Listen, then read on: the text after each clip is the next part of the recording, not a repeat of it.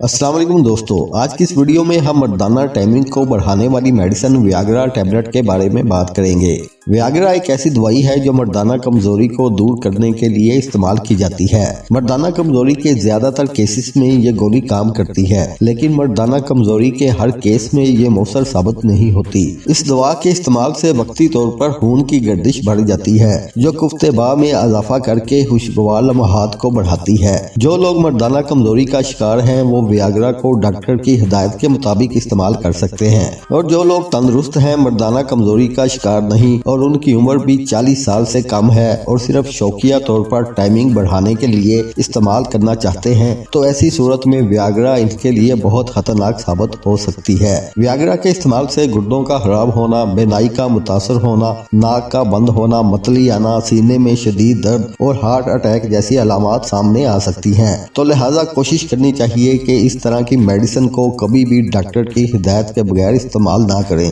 तरीका इस्तेमाल: Viagra tablet 10 mg, 25 mg, 50 mg और 100 mg में दस्तयाब होती है, और कोशिश करनी चाहिए कि शुरू में इसका इस्तेमाल 10 mg से ज्यादा ना हो और फिर आहिस्ता आहिस्ता इसकी मिकदार बढ़ाई जा सकती है। वियाग्रा टैबलेट बवक्ते जरूरत हम बिस्तरी से आधा घंटा पहले इस्तेमाल करनी चाहिए और 50 मिलीग्राम से ज्यादा खुराक 24 घंटों में नहीं लेनी चाहिए। तो दोस्तों, ये थी वियाग्रा टैबलेट्स के बारे में मालूमाती वीडियो। अगर वीडियो पसंद आए तो सदका जारिया समझते हुए ज्यादा से ज्यादा शेयर कीजिएगा, ताकि दूसरे लोग भी मुस्तफीद हो सके। मजीद इस तरह की वीडियोस के लिए चैनल को सब्सक्राइब कर लें। मिलते हैं नई वीडियो के साथ, तब तक के लिए अल्लाह हाफिज।